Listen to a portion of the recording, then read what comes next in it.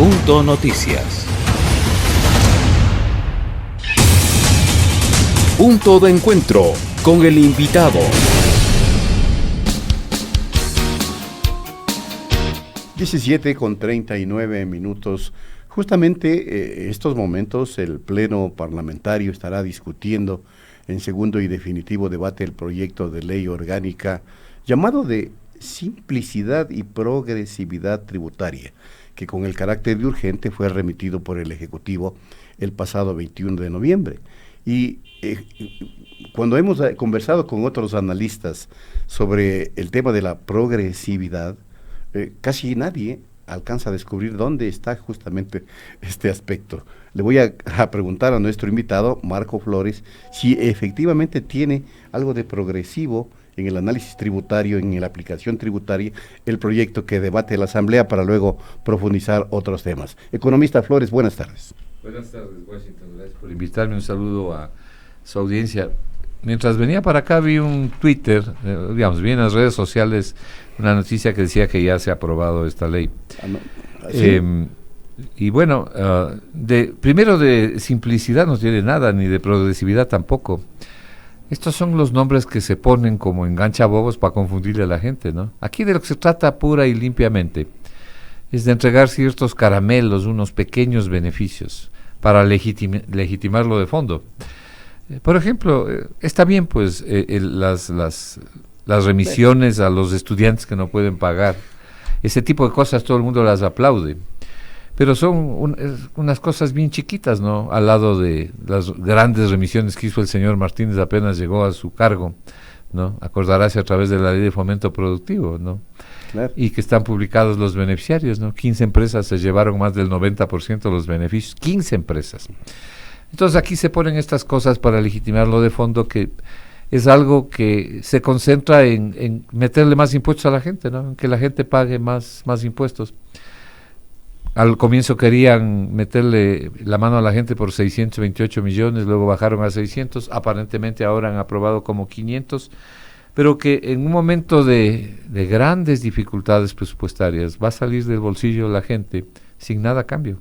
Uh-huh. Porque uno dice, ¿y con usted como qué cosa quisiera a cambio? Bueno, por ejemplo, quisiera ver que se comiencen a generar medidas y políticas para reactivar la economía, para producir empleo, por ejemplo, para producir crecimiento económico y no tener los problemas que tenemos. Esto, como dicen aquí en Quito, no es ni para la muela al lado del problema. Pero mire, economista, que el concepto de esta ley era, y lo repito textualmente, ¿no? Fomentar el emprendimiento y la actividad de exportación en el país e instaurar un régimen tributario simplificado que facilite a la ciudadanía el cumplimiento de sus obligaciones. Son los objetivos fundamentales del proyecto. Claro. Y como usted dice, ya se ha aprobado. Claro, o sea, ya nos viene la era de la felicidad. Claro, ya va a venir la felicidad por decreto, ¿no? Bueno, pero lo que pasa es que Martínez es especialista en presentar los proyectos bajo estos títulos. Acuérdese el anterior el que fracasó. Ese tenía un título larguísimo, ¿no? Y asimismo prometía la activación económica. Y claro, todo eso, prometía, ¿no?, la felicidad en la tierra, ¿no? Las cosas siempre se concentran en lo medular, pues, y lo medular aquí es el crecimiento económico, es la generación de empleo y la reducción de la pobreza. Y no hay ni siquiera muestras de que se intente generar políticas económicas en esa dirección. Mire, hace como un mes escribí yo un artículo sobre algo que, si la Asamblea institucionalmente considerada, porque hay personas individuales que merecen mucho respeto, pero si la Asamblea no fuera lo que es, una especie de mercado, debería llamarse mercado nacional más bien, deberían haberse preocupado. Yo señalaba y decía, 7,000 millones de dólares es el gasto tributario. Uh-huh. Y para que la gente sepa qué es el gasto tributario son los perdones, las exoneraciones, que en la época de Martínez han crecido de manera sustancial. Uh-huh. Entonces, es cuestión de ver, ¿y quién dice eso? El propio Ministerio de Finanzas, en la proforma presupuestaria, pero en un acápite, en un escondido. Entonces, sugeríamos nosotros en el artículo a la Asamblea que revise las exoneraciones a quienes se les está exonerando los impuestos. Por ejemplo, le voy a citar un caso. Cuando se aprobó la ley de fomento tributario, lo primero que hizo usted, señor, fue producir grandes exoneraciones, dizque para que venga la inversión. Y solamente en el sector de exoneración de impuesto a la renta, varios exonerados del impuesto a la renta, se estableció por ley exoneraciones que llegan a 20 años. Durante 20 años se exonera de impuesto a la renta, por ejemplo, en el área minera, donde acabo de ver en el periódico que han sacado 170 toneladas de oro. De oro. Ajá, de fruta madura. Fruta del norte. Fruta del norte, perdón. Sí. Bueno, 20 años de exoneración de impuesto a la renta. ¿Se imagina? Y en cambio a la gente, ¿no?, que por ahí quiere ver el Netflix o quiere ver alguna cosa, a usted sí pague. Sí. Bueno, ese tipo de políticas económicas, la gente las rechaza. Pero como le decía, en lo medular, ¿no? No se ha hecho nada por favorecer el crecimiento económico. Tenemos un problema muy serio de deuda. Hoy en la mañana estuve en una radio hablando justamente sobre esto y le decía a las personas y a quien me entrevistaba que pongan atención a lo que está ocurriendo en Argentina. Uh-huh. Con Martín Guzmán. Martín Guzmán es un colaborador del premio Nobel de Economía Joseph Stiglitz. Joseph Stiglitz lo contrató en la Universidad de Columbia. No es profesor de la Universidad de Columbia, como dice el periódico, pero sí fue contratado por Stiglitz para que haga investigaciones. Este tipo de maestros de premios Nobel tienen un séquito de gente que trabaja para ellos haciendo investigación. Uno de ellos es este que han nombrado... Que va a ser ministro. No, ya lo anunció, uh-huh. ¿Cómo se llama? El presidente Fernández. Y lo contrató Stiglitz, Premio Nobel de Economía 2001. ¿Para qué? Para que investigue y se especialice en reestructuración de deudas. Lo que es un problema que tiene el mundo ahora y unos países más que otros, como es el caso de Argentina y el caso de Ecuador. Y Ecuador. Entonces, que sigan el ejemplo a lo mejor.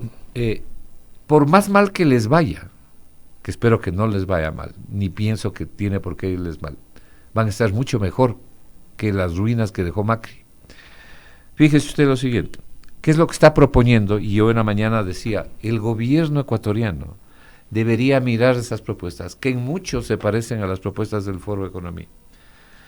Lo primero que quiere hacer es reestructurar la deuda, porque dice... Y está diciendo el presidente de la República, bueno, es otro liderazgo. Bueno, ¿no? Claro, y es otro presidente. Es por eso, así es. Entonces, lo primero que está diciendo es, yo no puedo pagar la deuda si no tengo para comer.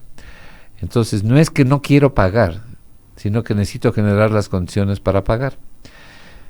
Y le ha sentado al Fondo Monetario que va a ayudar el Fondo Monetario en la reestructuración, acuérdese lo que le digo. Yeah. Entonces, reestructurar la deuda significa dar lo que en inglés se llama un debt relief, o sea, una ayuda financiera de no pago por un tiempo que nosotros para el Ecuador calculamos se requieren 2 años.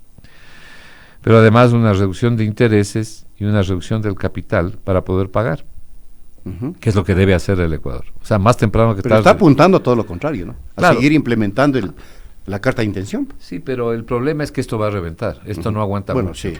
O sea, Es y evidente. si sigue por el camino que va, Entre febrero y marzo. Claro, el Ecuador va a terminar en un default si sigue como va.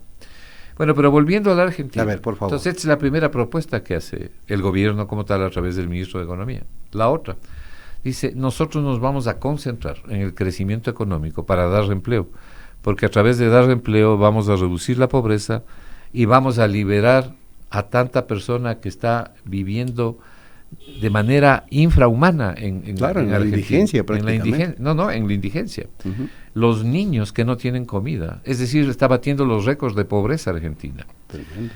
Entonces, están anunciando un programa de reactivación económica, están anunciando un programa para generar empleo y de políticas de reactivación. Aquí, volviendo al tema de acá, que decía, el gobierno ecuatoriano debería de mirar cerca este programa. Mire usted esta cifra. Si usted quita la importación de derivados de petróleo, que está en una cuenta aparte del presupuesto del Estado, el presupuesto del Estado es alrededor de 29,000 y pico millones de dólares. ¿Ok? Cerremos en números redondos, digamos 30,000 millones. Bueno, el 30% de eso es para pagar la deuda. Entonces, lo que nosotros hemos dicho es que hay que usar esa plata temporalmente. ¿Para qué? Para fondear medidas de reactivación económica y llegar a buenos acuerdos con los acreedores, pero para poder reactivar la economía, porque un punto del PIB que usted reactiva la economía son 1.100 millones de dólares, ¿no? 1.100 millones de dólares. Pero es empleo, es generación económica, es empresas que venden, es capacidad de compra para las familias. Pero el camino que vamos no vamos a ningún lado, no hay una sola medida de reactivación. Para evitarnos llegar a un default en la forma en que se han producido los defaults, es decir, los no pagos que han sido siempre críticas para los países. Pero de una u otra manera vamos a llegar a eso.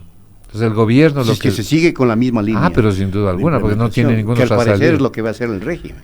Mire, lo que ellos van a hacer y lo que están haciendo... Porque el proceso de endeudamiento sigue. Claro, es patear la pelota, ¿no? Exacto. Están pateando el problema. Hoy en la mañana yo decía que si Moreno dice que ha recibido la mesa no servida, va a dejar una mesa patas arriba o sin patas al próximo. ¿Por qué? Porque lo que están haciendo es cubriendo el déficit con más endeudamiento. Fíjese que hay una disposición en esta ley, que yo quiero ver si aprobaron también eso, que le permite al gobierno endeudarse, contratar nueva deuda para pagar vieja deuda. Y esa no sería una novedad, porque la Constitución de ahora lo permite.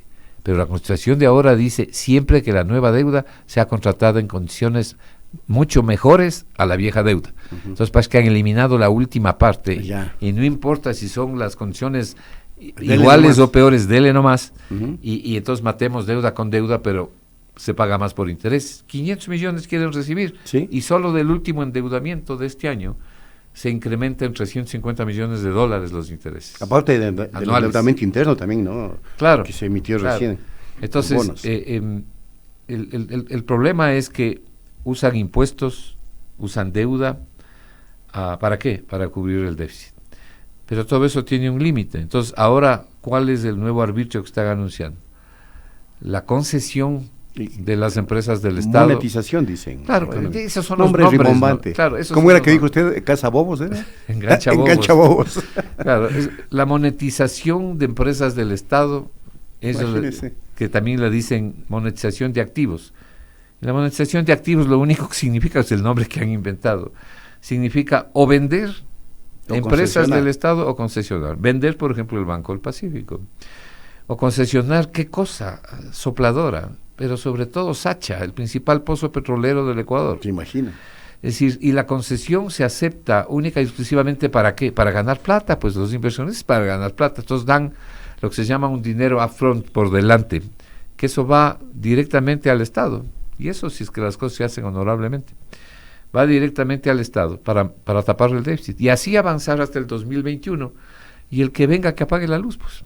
Tremendo. Eso es un panorama realmente tétrico. Claro. Por eso es que el gobierno, hablábamos hoy en la mañana, no puede, por responsabilidad con el país, olvidarse de acciones que tiene que tomar.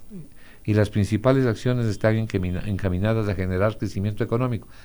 No hay ninguna economía que pueda pagar sus deudas, ni salir del hueco si no crece. Pero tiene que hacerle entender entonces al presidente Moreno que cambie su gabinete. Mire, llevamos 2 años en esto. ¿Y quién hace entender entonces? No, bueno, no entiende, no quiere entender. Va a eludir esa responsabilidad que usted señala. Bueno, lamentable, ¿no? Pero y no solamente es el gobierno.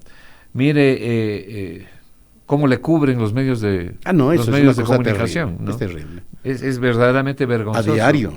El bloqueo mediático que hay, ¿no? Es decir, no se puede hablar de lo que no les gusta, no de lo que es cierto y no les gusta, sino simplemente de lo que no les gusta. Pero si no se le dice al país lo que está ocurriendo, entonces, claro, la gente es engañada. La gente es engañada o sigue siendo engañada. Sí. Y nosotros hemos dirigido varias comunicaciones como Foro de Economía haciendo ver este tipo de cosas, ¿no? Entonces, ¿qué va a pasar con esta ley? ¿Qué vamos a lograr con esta ley? Como le dije, haciendo un comentario... De recaudatoria casi no tiene nada tampoco. Un poco en broma y en serio, ¿no? Con la sal quiteña dice aquí no es ni para la muela. O sea, no alcanza para nada, o sea, no sirve realmente. Y la preocupación fundamental del régimen de cubrir o tapar el hueco fiscal con esta ley. Y le voy a decir una cosa, ni para la muela. ¿Sabe por qué han hecho esta ley? En la forma en que lo han hecho. ¿Por qué? Para justificarse ante el Fondo Monetario y recibir los 500 millones de dólares y pagar los sueldos. Para eso es. Claro, para salvar la crisis. Claro, pero nos dejan a nosotros embarcados con más impuestos, ¿no? Y por último, lo que deberían pensar es, si van a exigir un sacrificio hacia la población, hagan algo para generar crecimiento, para que la economía crezca, para que las pequeñas, medianas empresas puedan vender. Pero nada apunta hacia aquello. Para que las familias tengan capacidad de compra. No, al contrario, apunta a sacarles más dinero y a seguir reduciendo el consumo. El promedio de ingreso de los ecuatorianos ha retrocedido 6 años. Tenaz. Ahora el ingreso de los ecuatorianos es el que se tenía en el año 2014. Entonces, 5 años y medio prácticamente, casi 6 años. Imagínense lo que es retroceder en los ingresos. Si eso sucede, como en efecto ha sucedido, lo que ocurre es que cae el consumo, pues. Y cuando cae el consumo, entonces aumenta el desempleo abierto y el desempleo disfrazado, llamado aquí subempleo. Y cuando eso ocurre, las economías no crecen y aumenta la pobreza.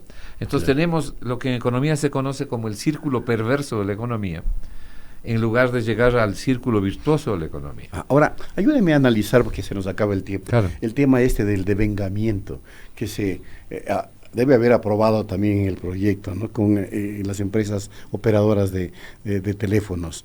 Es decir, en vez de negociar un contrato mucho más beneficioso para el Estado, se acude a esta figura del devengamiento. Me parece lamentable, no sé si habrán aprobado porque no conozco el texto. Estaba claro que estaba. No, pues el devengamiento es que estas empresas que aquí se sacaron a lotería. Pero imagínense, ¿no? es perjudicial. Porque además estamos hablando de un montón de plata. Cualquier ¿no? cantidad de dinero. Solamente por lado de Claro, 1.500 millones de dólares. ¿Se imagina? Pero ese devengamiento significa, a ver, ustedes hagan ciertas obras, hagan ciertas cosas. Sí, lo que debería hacer y ya de todas maneras. El Estado debe cobrar. Exacto. El Estado debe cobrar lo que tiene que cobrar y entonces de ese dinero invertir haciendo, por ejemplo, mejor seguridad ciudadana, mejor seguridad social, por señalarle 2 aspectos. Generar políticas de empleo, fondeando políticas de empleo. Por ejemplo, favoreciendo al sector agrícola y al sector agropecuario en general, que está literalmente abandonado. Nos hemos olvidado de la producción aquí. Sectores de la parte ecuatoriana que eran verdaderos graneros, como la provincia de Alcarchi, por ejemplo, abandonada. Pero hay remisión de intereses para el sector pecuario y pesquero. Para algunos. Para que eso va a decir el régimen. Sí, pero a ver, por ejemplo, ¿qué remisión van a tener los campesinos?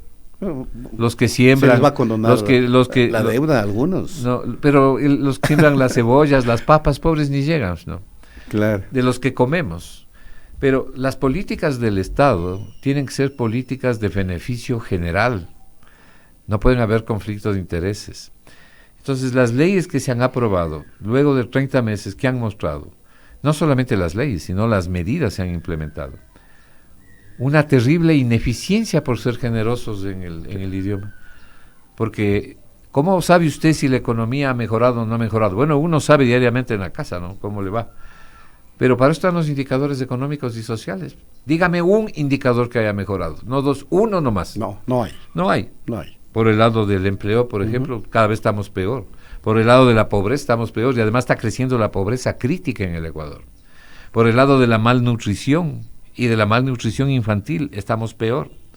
Del crecimiento económico ni hablemos, no solo que no crecemos, sino que estamos retrocediendo. Claro.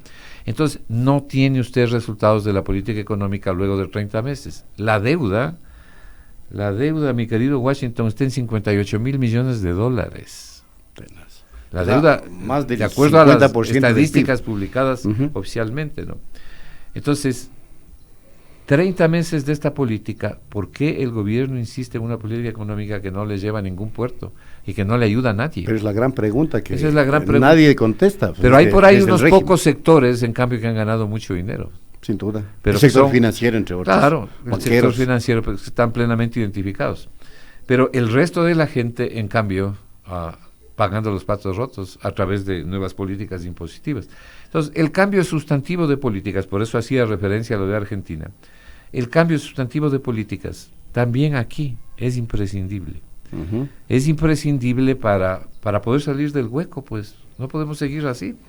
Muy bien, gracias economista Flores, como usted, siempre, Washington, por habernos acompañado y ayudarnos a que la ciudadanía pues analice un tema tan delicado.